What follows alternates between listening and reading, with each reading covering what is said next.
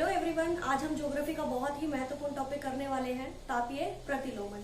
तापीय प्रतिलोमन होता क्या है? देखिए, नॉर्मली हम जब धरातल से ऊपर की तरफ जाते हैं तो टेम्परेचर में गिरावट आती है। ठीक है, देखिए ये जो हमारा धरातल है, धरातल से जब हम ऊपर की तरफ जाते हैं तो टेम्परेचर जो हमारा तापमान है उसमें क्या होता है, गिरावट आती है। वो गिरावट क्या होती है कि 1000 मीटर पे 6.5 डिग्री सेल्सियस जो आपका टेम्परेचर है वो क्या होता है, घट जाता है। इसको ये भी कह सकते हैं कि 165 मीटर की ऊंचाई पर जाने पर 1 डिग्री सेल्सियस टेम्परेचर में गिरावट आती है। लेकिन तापीय प्रतिलोमन, देखो प्रतिलोमन मतलब जो सामान्य जो दर है, जो तापमान के ऊपर जाने पर जो घटाव की जो दर है उसके विपरीत अगर धरातल से ऊपर की तरफ जाने पर टेम्परेचर में वृद्धि हो, यहाँ पे हमने देखा टेम्परेचर गिरावट हो रही थी, लेकिन तापीय प्रतिलोमन में क्या होगा, धरातल से ऊपर जाएंगे तो जो टेम्परेचर है, जो तापमान है उसमें वृद्धि होगी। जो धरातल के आसपास का जो तापमान है वो क्या होगा, कम होगा। उसके कंपैरिजन में जो ऊपर वाले जो धरातल के ऊपर की जो परत है उसमें जो टेम्परेचर है वो क्या होगा, उसमें वृद्धि होगी। ठीक है, तो ये आपका है तापीय प्रतिलोमन। अब तापीय प्रतिलोमन जो है इसको भी कई भागों में विभक्त किया गया है। तो तापीय प्रतिलोमन मुख्यतः 3 प्रकार के होते हैं। 3 प्रकार के कौन कौन से? अप्रवाही तापीय प्रतिलोमन, प्रवाही तापीय प्रतिलोमन और यांत्रिक तापीय प्रतिलोमन। सबसे पहले हम देखते हैं कि अप्रवाही तापीय प्रतिलोमन होता क्या है। इसके देखिए, अप्रवाही मतलब कोई भी प्रवाह यहाँ पे नहीं हो रहा है। जो वायुमंडल है वो एकदम शांत है, स्थिर है। हवा यहाँ पे जो हवा का प्रवाह है वो नहीं है। ठीक है, इस तरह का जो प्रतिलोमन होता है वो क्या कहलाता है, आपका तापीय अप्रवाही तापीय प्रतिलोमन। जो अप्रवाही तापीय प्रतिलोमन है ये 2 प्रकार का है। कौन कौन सा? धरातलीय तापीय प्रतिलोमन और उच्च वायुमंडलीय तापीय प्रतिलोमन। जो धरातलीय तापीय प्रतिलोमन है वो क्या है कि जो धरातल के समीप मतलब धरातल के निकट जब टेम्परेचर में कि नीचे वाली जो परत है वहां पे टेम्परेचर कम हो, उसके कंपैरिजन में जो ऊपर वाली परत है उसका टेम्परेचर ज्यादा हो जाए, तो इस तरह की जो दशा है वो आपकी धरातलीय तापीय प्रतिलोमन कहलाएगी। तो ये स्थिति कब बनती है वो देखिए, यहाँ पे जो सन है, सन से हमारी पृथ्वी को जो ऊर्जा है वो मिलती रहती है। ठीक है, तो जो तापीय प्रतिलोमन की ये दशा है, कौन सी? धरातलीय प्रतिलोमन, ये सर्दियों की जो लंबी रातें उनमें घटित होती है। ठीक है, तो मोस्टली ये जो मध्य अक्षांश है 20 से 30 डिग्री का जो अक्षांश है वहां पे घटित होती है। भूमध्य रेखा के पास में ये घटना नहीं घटित होती है। तो देखिए, जो सन है, सन से जो हमारी अर्थ है वो हीट लेती है। ठीक है, तो और जो हमारी पृथ्वी है, पृथ्वी क्या करती है कि जो हीट पृथ्वी ने सूर्य से के द्वारा जो दी गई है उसको ग्रहण किया। ग्रहण करने के बाद क्या करती है कि वो जो हीट है, जो वो विकिरण है, उसको जो दीर्घ वेव्स है उसके माध्यम से रिड्यूस करना शुरू कर देती है। ठीक है, अब देखिए, जो सर्दियों की रातें हैं वो क्या होती है, लंबी होती है। जो दिन है, दिन की अवधि छोटी होती है। रातें लगभग 14 घंटे की और जो दिन है वो उससे कम अवधि का होता है। तो जो सूर्य की रोशनी, जो हीट है, सूर्य की जो ऊर्जा है वो अर्थ को मिली, वो कम समय के लिए मिली है। जबकि जब जो पृथ्वी है, पृथ्वी को वो हीट रिड्यूस मतलब विकिरण छोड़ने के लिए काफी समय मिल गया है। तो अब क्या करती है कि जो पृथ्वी के द्वारा जो विकिरण छोड़ा गया है, जो दीर्घ वेव छोड़ी गई है, उसका लगभग जो ऊर्जा है उसका ह्रास होने लग जाता है। उस ऊर्जा का ह्रास होने के बाद क्या है कि लगभग 12 बजे के बाद जो धरातल है, ये जो धरातल है यहाँ पे बहुत ज्यादा सर्दी का अनुभव किया जाता है। जो नीचे की परत है वो बहुत ज्यादा ठंडी हो जाती है, उसके कंपैरिजन में जो ऊपर वाली परत है वो कैसी रहती है, वो गर्म रहती है। तो इस तरह का जो प्रतिलोमन है वो क्या कहलाता है, आपका धरातलीय प्रतिलोमन। ठीक है, कि जो नीचे वाली जो परत है, जो छोटी अवधि में जो सन ने जो हीट छोड़ी वो पृथ्वी ने अब्जॉर्ब कर लिया, उसके बाद जो उन्होंने जो पृथ्वी ने दीर्घ वेव्स के रूप में वो छोड़ी है, तो इस तरह से जो तापमान का ह्रास होता है उसको क्या बोलते हैं कि जो नीचे वाली परत है वो ठंडी हो जाएगी, ऊपर वाली परत गर्म हो जाएगी। तो इसको बोलते हैं धरातलीय प्रतिलोमन, या फिर इसको बोलते हैं विकिरण प्रतिलोमन। ये स्थिति कब कब बनती है? देखिए, जो धरातलीय प्रतिलोमन की स्थिति है इसके लिए कुछ अनुकूल दशाएं हैं, तो वो दशाएं कौन सी है? सबसे पहले हम देखते हैं कि जो वायुमंडल है यहाँ पे स्थिर और शांत होना चाहिए, कि वायुमंडल जब स्थिर और शांत रहेगा तो ये स्थिति बन जाएगी। ठीक है, इसके बाद देखते हैं कि जो आकाश है वो स्वच्छ, मतलब बादल रहित होना चाहिए, क्योंकि जो सन ने जो शॉर्ट वेव्स जो छोड़ी है, विकिरण जो वहां से आई है उसका परावर्तन हो जाता है, और जो अर्थ ने भी जो दीर्घ वेव छोड़ी है उसका भी परावर्तन, मतलब वो अंतरिक्ष में चली जाती है। इसके बाद जो है जो रात है वो कैसी होगी? ठंडी होने लग जाती है। ठीक है, तो इस तरह की स्थिति तब उत्पन्न होती है। इसके बाद देखते हैं कि जो आवरण है वो हिमाच्छादित होना चाहिए, क्योंकि जो हिम है वो क्या होती है कि जो हीट है उसकी कुछ अलग होती है, उसको वहीं पे रिफ्लेक्ट कर देती है। ठीक है, इस तरह की स्थिति तब भी उत्पन्न होती है। इसके बाद जो तापीय प्रतिलोमन आता है वो आता है उच्च वायुमंडलीय प्रतिलोमन। अब देखिए, हमने देखा था धरातलीय जो प्रतिलोमन है वो धरातल के पास होता है, तो उच्च तापीय प्रतिलोमन, उच्च वायुमंडलीय प्रतिलोमन जो है वो वायुमंडल में ऊंचाई पे जाके होता है। मतलब देखो, जब हमने वायुमंडल की संरचना की तो हमने दो परतें देखी थी, जिसमें हमने देखा था समताप मंडल और आयन मंडल, इन दोनों में जो तापीय प्रतिलोमन की स्थिति बनती है। कैसे बनती है कि यहाँ पे देखिए स्थिर वायु रहेगी, वायुमंडल शांत रहता है, लेकिन जो हमारा समताप मंडल है उसमें एक परत पाई जाती है, कौन सी? ओजोन परत। वो क्या करती है? जो सूर्य से आने वाली यूवी रेज है उसको एब्जॉर्ब कर लेती है और वहां का जो तापमान है उसको बढ़ा देती है। इसके बाद जो दूसरी परत आई वो थी मध्यमंडल। मध्यमंडल में जो टेम्परेचर है वो कम रहता है, किसके कंपैरिजन में? आयन मंडल के कंपैरिजन में। तो आयन मंडल में जो अणु है उनका आयनीकरण होता है, जिससे वहां का टेम्परेचर जो है वो बढ़ जाता है। तो समताप मंडल के नीचे सौर मंडल में टेम्परेचर जो है वो कम रहेगा, जबकि समताप मंडल में टेम्परेचर बढ़ जाता है, तो यहाँ पे तापीय इन्वर्जन की स्थिति उत्पन्न होती है। इसके बाद देखिए, जो आयन मंडल है, आयन मंडल के नीचे मध्यमंडल है, मध्यमंडल में टेम्परेचर माइनस में रहता है, तो जो आयन मंडल है वहां पे टेम्परेचर प्लस में चला जाएगा, तो वहां पे भी तापीय प्रतिलोमन की स्थिति देखी जाएगी। तो ये है आपका उच्च वायुमंडलीय ताप प्रतिलोमन। इसके बाद हम देखते हैं कि जो तापीय प्रतिलोमन है उसका दूसरा प्रकार कौन सा है? प्रवाही प्रतिलोमन। जो प्रवाही प्रतिलोमन है इसमें क्या होता है कि वायु का प्रवाह होता है। ठीक है, प्रवाह से ही समझ आ रहा है कि यहाँ पे वायु का प्रवाह होगा। वायु का प्रवाह कैसे होगा कि अचानक से कोई शीत वायु गर्म वायु के क्षेत्र में प्रवेश कर जाएगी। ठीक है, ऐसी स्थिति कब होगी? शीतोष्ण चक्रवात के समय पे। ठीक है, तो इस तरह की स्थिति जब उत्पन्न होती है उसको बोलते हैं प्रवाही तापीय प्रतिलोमन। ठीक है, जो प्रवाही तापीय प्रतिलोमन है ये आपका 3 प्रकार का होता है। 3 प्रकार देखिए कौन कौन से। सबसे पहले हम बात करते हैं वाताग्र प्रतिलोमन या फिर चक्रवातीय प्रतिलोमन। देखिए, वाताग्र क्या होता है? जिसमें 2 विभिन्न स्वभाव वाली राशियां, कि एक जो राशि है यहाँ पे जो है ये आपकी गर्म वायु है, ये इधर से ठंडी वायु आई। जब ये गर्म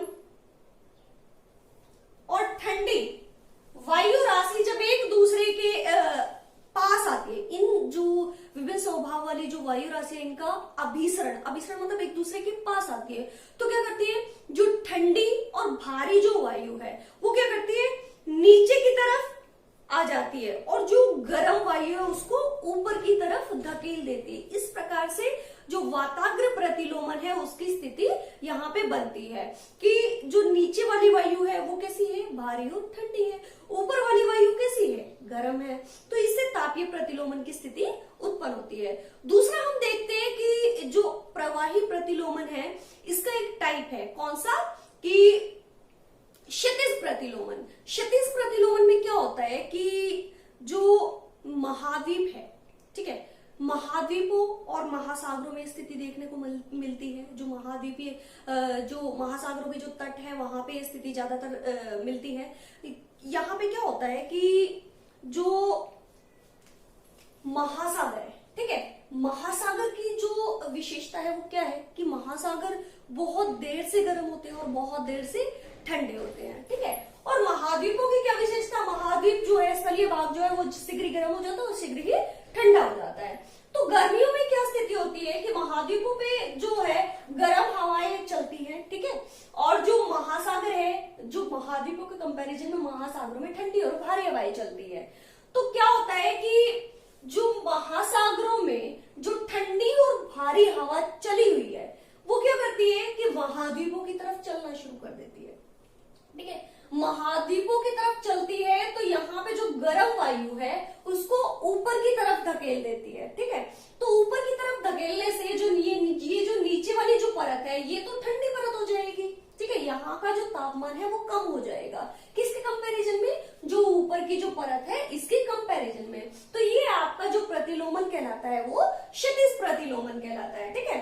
इसी के साथ एक कॉन्सेप्ट और देखिए, यहाँ पे जो टेम्परेचर है, जो तापमान है और जो वायुमंडलीय जो दाब है उसकी स्थिति क्या होती है, एकदम से विपरीत होती है कि तापमान जब ज्यादा होगा, ठीक है, तो जो वायुमंडलीय दाब है, ठीक है, वो क्या होगा, कम होगा। जब तापमान कम होगा तो वायुमंडलीय दाब ज्यादा होगा। और जो हवा है वो कैसे चलती है, high pressure to low pressure गमन करती है, ठीक है।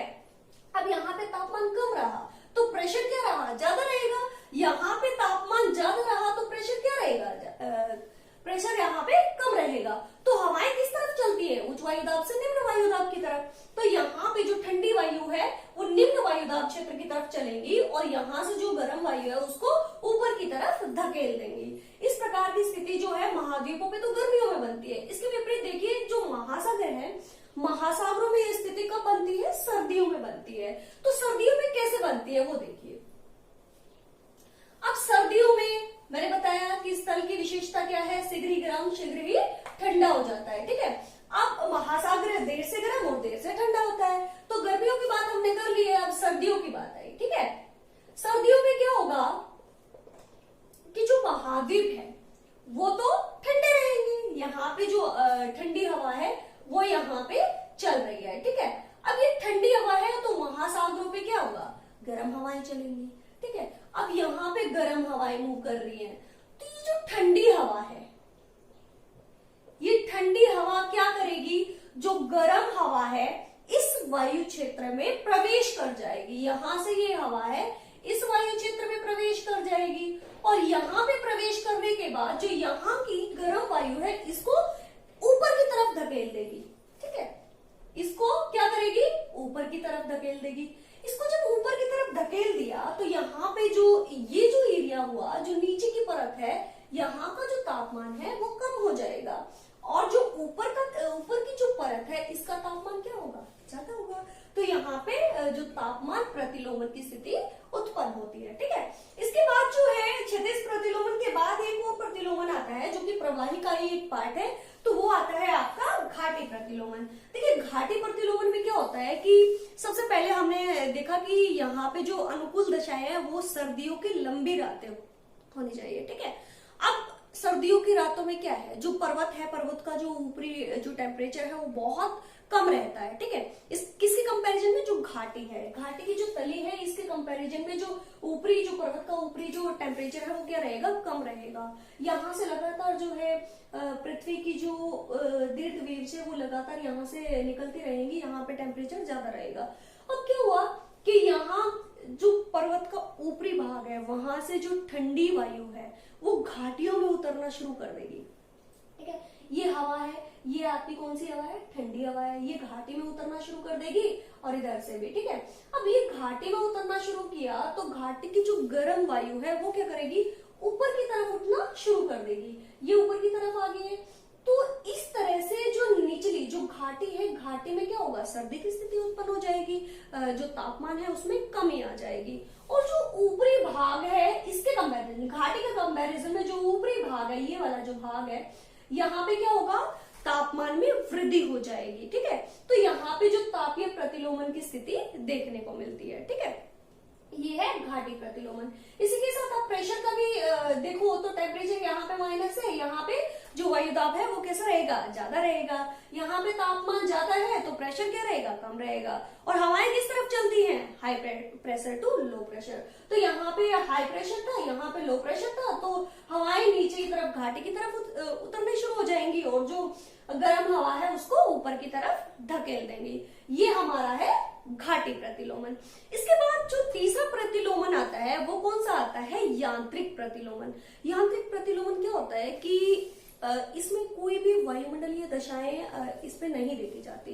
अचानक से क्या होगा कि जो गर्म वायु है वो गर्म होकर ऊपर उड़ जाएगी और उसका स्थान घेरने के लिए जो ठंडी वायु है, ठंडी भारी वायु, वो नीचे की तरफ आ जाएगी। इस तरह से जो प्रतिलोमन की स्थिति उत्पन्न होगी वो आपका यांत्रिक प्रतिलोमन कहलाएगा। ठीक है, ये जो प्रतिलोमन है ये अधिकतर जो आपके 20 से 30 डिग्री जो मध्य अक्षांश है वहां पे देखने को मिलती है।